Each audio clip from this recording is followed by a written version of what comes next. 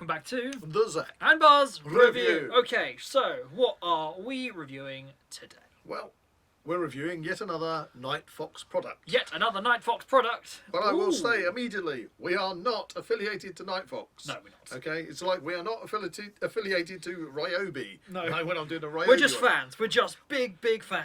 I like to buy stuff that works. And if it doesn't, we'll let you know. But this one is a complete product test because we actually haven't used this before. It's going to be really exciting. We're talking infrared flashlights, torches, whatever you want to call them. So there we go. This one, here it comes. So we have got hold of a Nightfox XB5 Pro infrared flashlight, which works at 850 nm. And what does that mean? Nanometer is the wavelength of the infrared. You have 850 or you have 940. 850 means that when I turn this on, if you looked at it, you would see a red dot. The 940 is more for stealth surveillance. You won't see anything, but you get a better picture quality using a 850 because it has a stronger beam, whereas a 940 loses about 40% of its power compared to the 850. So it's up to you guys what you want to use.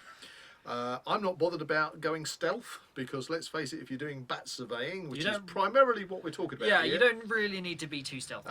we need to also be out there on site, usually wearing high vis, so you're not really going stealth mode, are you? No. Anything but. Anything but.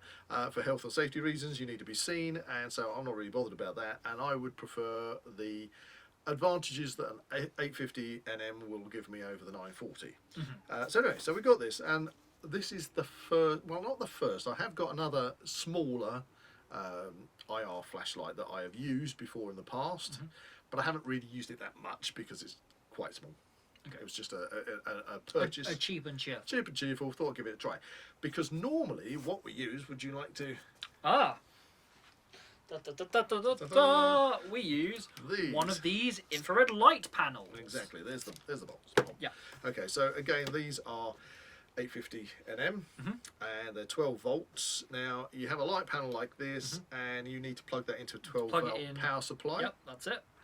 And we usually use a particular one that costs around about, I think it's about £87. That's for the charger, isn't it? That's for the charger. It has the 12 volt output for the light panels, and you also have a USB socket on there, which is really handy when you're running your infrared camera equipment and you want to plug that in as well. Yeah, so this does take a bit of setting up, and kind of, it is a bit awkward to store as opposed to a torch. Yeah, so let's just put. But it gets the job done. It gets the job done. But we're focusing on this, which is the Nightfox XB5 Pro. There you go.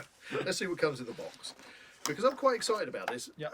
I think over using the light panel, these are going to be kind of more adaptable. Adaptable, yeah, and they're obviously. This is very much a blanket. That's what you get. You just get a blanket of the IR vision, and that's basically that's it. There's no adjustment. You can't adjust anything on this. No, all you can do is unplug it. Well, yeah. I mean, what I do if I find that as the light levels go down and I'm getting too much infrared light on the subject, then I'll either turn it away. Okay. I'll just turn the tripod or turn the lamp away. Yeah. Or turn it down. I see that. Just basically to kind of offset it. Yeah, just by reducing the direction it's beaming. Okay. Okay. But anyway, here we are. Going back to it's brand new. Look, XB5 the XB5 Pro. Okay, I'm excited about this. Okay, let's see the puppy. Right, here we go. Woo! So it comes with a PDF instruction card, which I must admit I did prior to turning on the camera for this review. I scanned this little QR code and bingo! It worked! Up came all the instructions in a PDF to read all about this particular item. Not that it needs too much knowledge to obviously run one of these things. Comes with a USB-C charging cable. Everything should come, as far as I'm concerned, with a USB-C. Yeah, it's become standardised now, so there's no silly extra little plugs. Some of my older equipment, like when we did the review on the Nightfox Red, that was a micro Oh, USB. that's probably why it could have been outphased, really. Maybe, I don't know if it has been outphased, but the point is everything's going USB-C, and I like USB-C because it's much easier. It doesn't matter which way around you stick the plug in, it works. Anyway, so nice little bit of weight to that. It almost looks like a lightsaber handle. That's kind of cool. Now I've got to admit, I did take it out of the box and charge it up. Okay. Because we're going to be taking this out and doing a field review on this. So let's just have a look at it. Battery inside. Let's just unscrew the battery housing. It comes with a little cover on the battery, so it's not going to work until you remove that. Okay. Still plastic slide, but it's one of these big old batteries. It's an odd That's size. A funky battery.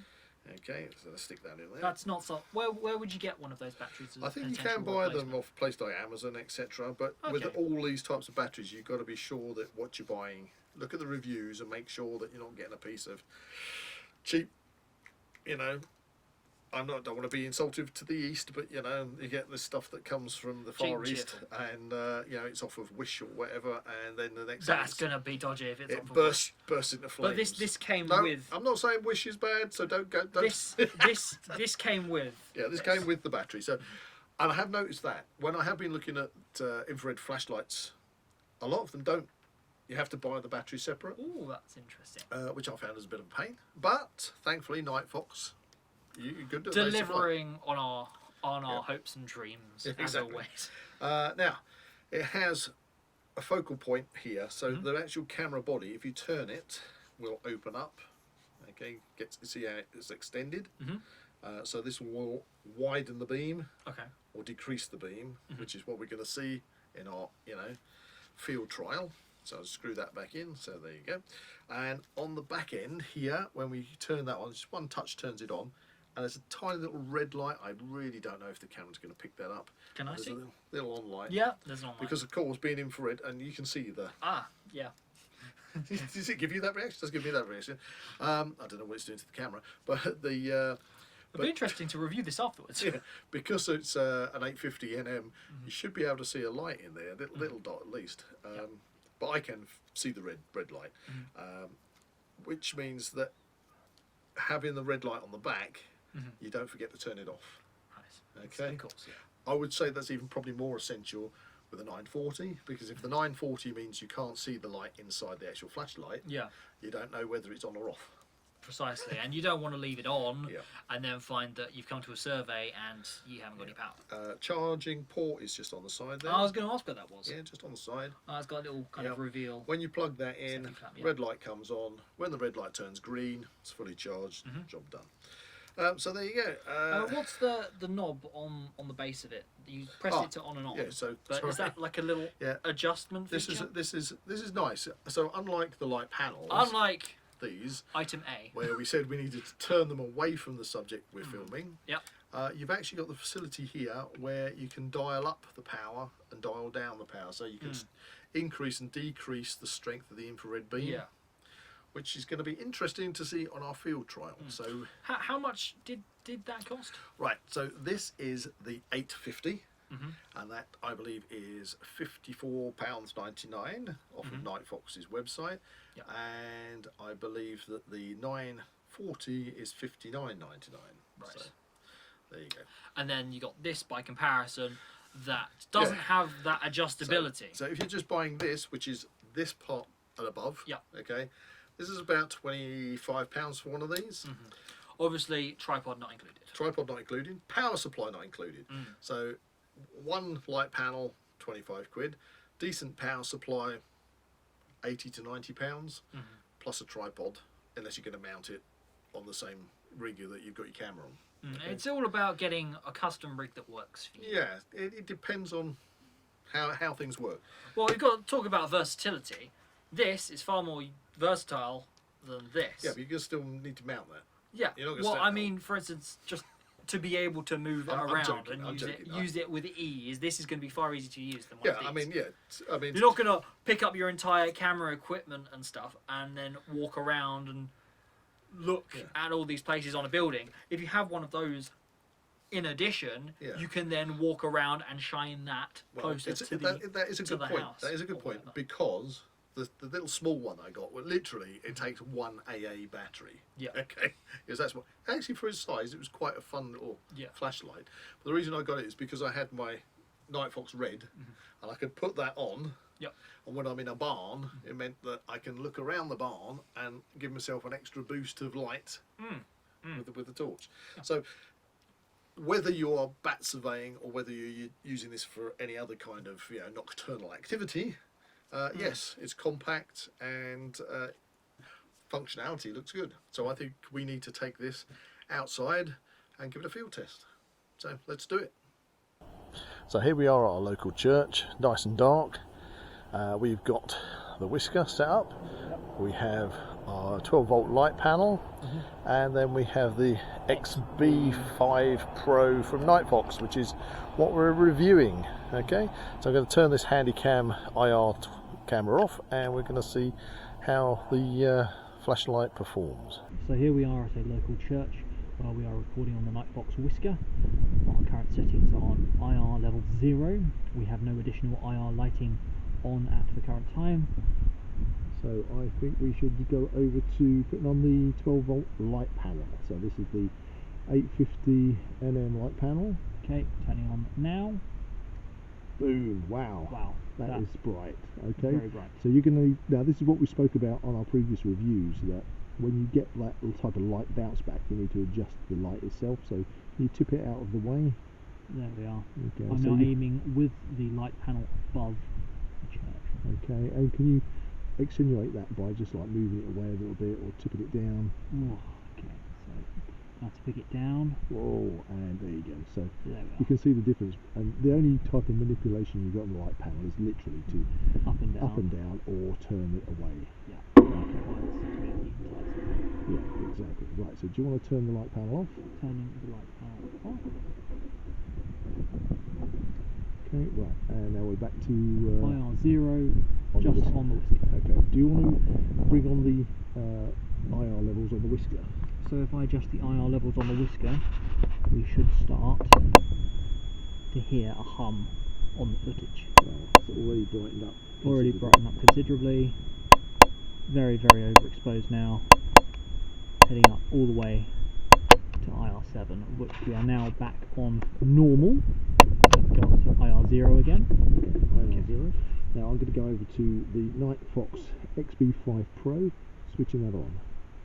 So again, we've got quite a bright amount of light. I'm going to go to the adjustment now. So this is really very, very sensitive on the adjustment, it would seem. And again, kind of overexposing it. However, we have got the beam setting, so I'm going to see if that makes any difference by turning that out. Right, okay, so this is the beam setting is really going very, very precise. Very precise. I'm going to wind that back out. Wind that back out. That is a, mind you, it's got a big coverage on it.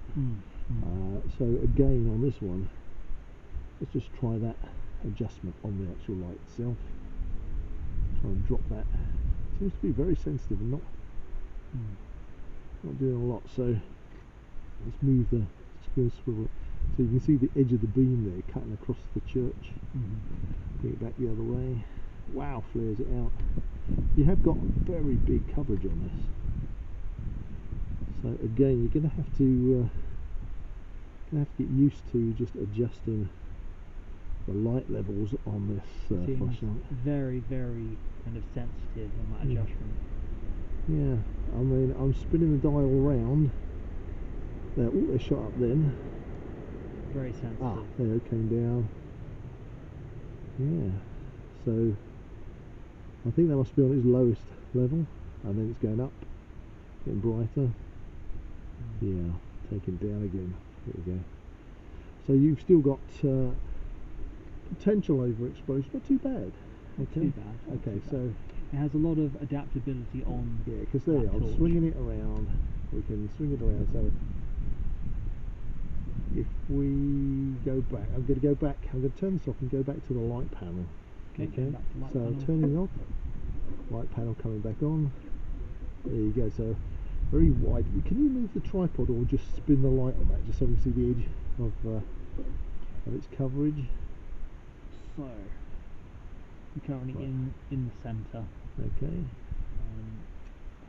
like move it away. Right, because this, because unlike the flashlight has got that circular, real crisp edge on it. So whereas this is more of a blanket. Just a blanket panel beam. Okay, and turn it off. Okay, turning off. And so we're going to back the whisker on, that's level 0, did you say? Yes, IR level 0 on the whisker. And then back onto the XB Pro. Yeah, so that's kicking out the light real well, and you can obviously adjust it to where you want that beam to be sitting. Here, we'll move it fully around so you can see the size of that. That's on its widest point. So it's doing more than an adequate job for what you want it to do. It's interesting the comparison between that and the light panel. There seems that they both seem to do the job really well. Yeah, to be honest with you, I prefer both the light panel and the XB Pro over the built-in IR light on the whisker. Of course, because then you're avoiding that whining issue on the footage. Yeah, so it gives you far more flexibility to have these separate light sources. But since we're predominantly reviewing the XB5 Pro, I am impressed on that coverage on the light, definitely. I'm in the dark here, just trying to find that little adjustment knob on it. There you go. It's there, but it seems to be very, very, very, very sensitive. Yeah. To get it to... Again, kind of like a focusing wheel, it does require a lot of practice to get it perfect. Yeah. So yeah, I'm happy with that. I'm very happy with that. I don't know really whether you've got pros and cons for both. Well, the pros and cons for instance, with the torch, you have all of the adjustments in the torch, whereas with the light panel itself, it's what it is. Okay. There is no adjustment to it. It's just moving it. Whereas with the torch, you do have that little, very sensitive adjustments, as well as you do have that ability to move it as well. And then just finish it off, switch both of the light sources off, and we're just back to the whisker now. Okay, as a comparison to the whisker, I've got my little Handycam IR camera out, and I'm using the XB5 Pro on its full setting just to light up this area. I can go out, zoom the beam out. There we go. I'm going to zoom the beam out so you can see that I'm using the flashlight. I'm going to bring it back in for its widest part. But look, I can turn it down and turn it up and turn it down and turn it up. But for some reason, when we were using it on the whisker, the image on the whisker didn't seem to pick up such a definite drop in the light, did it? It didn't, no. But certainly on this one, it's just going up and down quite merrily. And that's actually quite an interesting feature, that it seems to be working better with Let's zoom out again. The lower grade camera. Yeah, the lower grade camera is definitely showing the light level go down, light level go up, light level go down. So I don't actually know why that would be the case. But there you go, just an interesting little comparison there. So what did you think of that then, Buzz? Well, that was an interesting field test, as I'm sure all the viewers just spotted. Obviously the whisker works fine, lovely image on that. Perfect thing that you'd want to use when bat surveying. Yeah, it's compact, does what it needs to do. But we're focusing on this XB5 Pro flashlight, 850 nm. Interesting. Now, comparing it as we did with the light panel, the light panel just gives you kind of like a blanket spread of light with no real edges, which in a way can be quite handy if you just want to turn the light away, because as you turn it away, because it blends out, you can kind of adjust the light level that way. Yeah.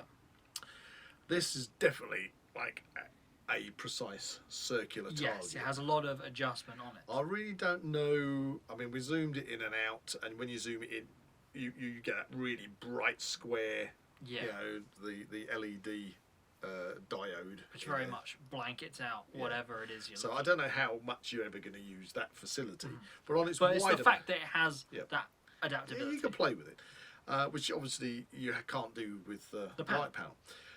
You can swing this around exactly the same as you would with a light panel, and obviously you've got that big circular. I mean, it does send out a big beam. So if you were using just one of these, or even 2, even 3, I mean, the amount of coverage you're going to get from that. Where it kind of went a bit wonky, was with the power dial on the bottom, as you just saw in the video. When we were trying that out through the whisker, it was as if it wasn't really doing anything. Yeah. It kind of went a little bit duller, then it brightened up, and then it went brightened up, and then it went a bit... Which kind of lended itself to the idea that it was very, very precise in its movements, and you had to be very, very precise. That's why, I mean, on here, it says low and high, but the interesting thing is this dial just keeps turning, which can lend itself to some confusion. You kind of imagine that you'd have like it would stop, and then you go the other way and it would stop. It'd be the two extremes. For instance, on a focus wheel. But this just keeps turning. Whichever direction you turn it, it just turns. However, that seemed to be the odd thing, as we said in the video that you just watched. It didn't. We put it down as being very sensitive. Then I turned my little handy cam on, okay, which is not. By comparison to the whisker, this is far better than that. Yeah, this is just a little one I use for odd jobs, knocking around and things like that.